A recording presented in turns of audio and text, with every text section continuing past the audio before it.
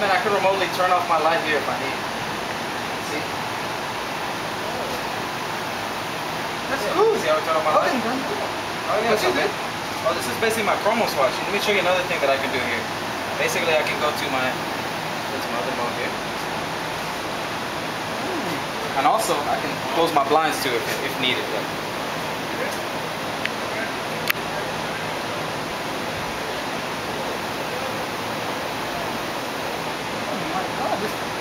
Man, I can turn off my lights as well as close my blinds. It looks like Games Quantity. Yeah, you know, I basically made it for the Co-op Design Challenge project, man. This is using the Chrono Swatch and it's TI hardware. Awesome, I'm impressed. Yeah. Hi, my name is Mario Malave. I'm a co-op with Texas Instruments, and I'm going to talk to you about our project that we did for the Co-op Design Challenge using the Chrono Swatch. The name of our project is the Automatic Lighting System, and I would like to just go through a couple of the features that we have incorporated in the project. So first, our first feature that I like to talk about is the automatic blind control. By simply pressing a button on the Chrono Swatch, we're able to control automatically and remotely the blinds in a room. Okay, so by simply giving another command to stop the blinds from moving, we're able to stop the blinds in any position desired. Okay, so let's conserve a little bit of energy. You see how there's a lot of light coming in. So by simply going to the lamp mode, we're able to also control the light that's coming inside the room. Okay.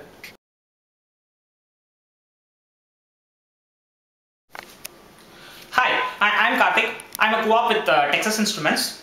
I'm going to talk about the hardware details of our co-op design project, which is the automatic lighting system. Okay, now let us go to the hardware.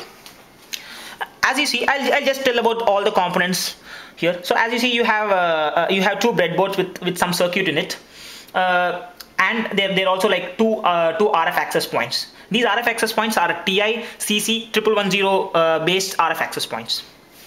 Okay, now let's go into detail about these circuits. Okay, as you see here, you see a battery holder. So it provides a supply voltage to these two boards.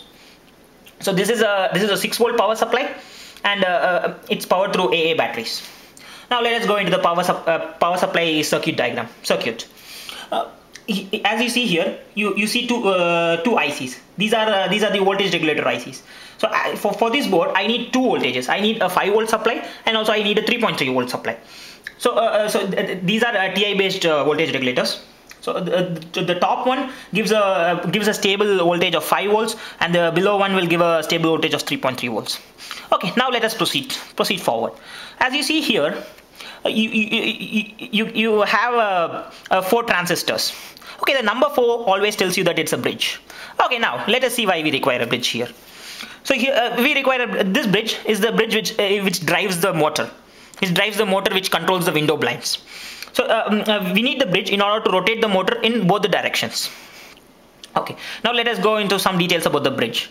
So here if you see, and on the top you have 2 transistors. These are PNP transistors which pull up, and at the bottom you have 2 NPN transistors. These are these ones which pull down. So and also you see here you find 4 diodes across these transistors. So these diodes are the freewheeling diodes. They avoid damage to the motor, as the motor is a very inductive load, so it prevents damage of the motor. Okay, now you have the bridge. So you need to drive this bridge in order to drive the motor. So this bridge is driven by the microcontroller inside the CC 1110 RF access point. So this microcontroller is it's 8051 based SoC. So as you see, this microcontroller has a radio module. So it communicates wirelessly to the EZ430 based Chrono Swatch, and it gets all the commands from the Chrono Swatch. Okay, now let us assume that it has got some commands from the Chrono Swatch, and now the command is lying inside the microcontroller. So the microcontroller then what it does is it puts out the command to the bridge through the GPIOs, through the GPIO pins of which as you see it's here. Okay, and now we have got the input from the microcontroller, and it's driving the bridge according to how it is being commanded by the Chrono Swatch. Okay, so other than that, now the other part of the circuit, as you see, so this IC is a 7406 IC, which is the inverter. It just used to switch on and switch off the transistors in the bridge, just used to drive the circuit, drive the inputs. Okay, then as you see here, you see a small IC, which is a TI based op amp IC. So here, this IC it's used to build the signal conditioning circuit for a LDR. Okay, so in our system, if you see, you have two LDRs. So one LDR is facing away, facing outside, and another LDR which is inside. Okay, so these LDRs, so what is the LDR is? It's something which changes its resistance based on the light intensity. So here we are measuring this light intensity using the LDR.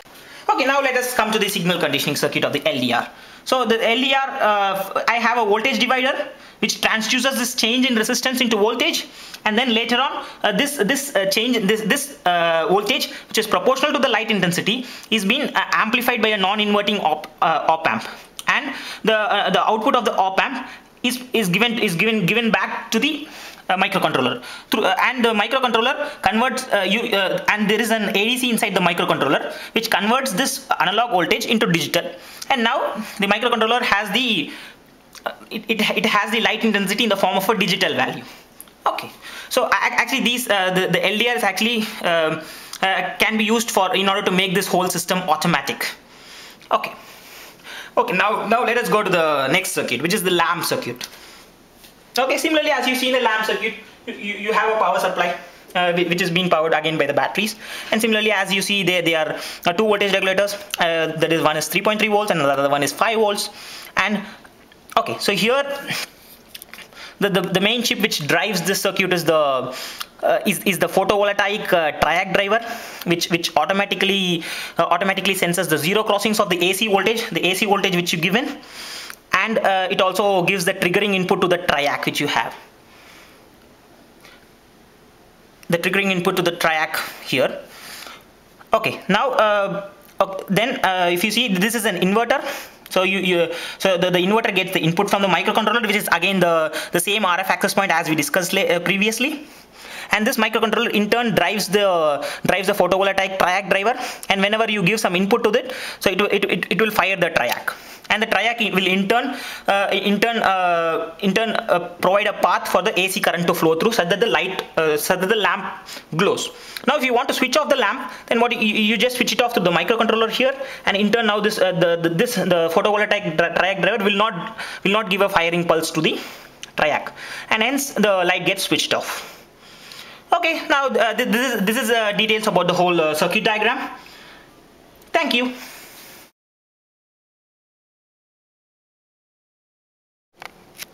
Hi folks, this is Neil. I'm going to tell you the instructions about how to use the Khronos Design Watch. So my watch is in blind mode, so I click on the pound button to activate the blind mode. Now the blind mode is activated and it's expecting the command. Now if I press the start button for some long period of time, then it will instruct the window blinds to open. To stop the opening process, click on the start button for a very short period of time, and it stops, and it's saying the process is succeeded. And then if you want to close the window blinds, click on the pound button for a long period of time. Then it again starts sending the instructions to the window blinds to close it until you press the start button. You press the start button to stop. So it's press the start button, and then again you press the start button to come out of the window blind mode. Then press the pound button again and go to the... In the lamp mode, hold the pound button for some long period of time to activate the lamp mode. Now in the lamp mode, it's expecting the command. Use the up arrow to turn on the light, and use the down arrow to turn off the light. To come back to the main menu, click the start button.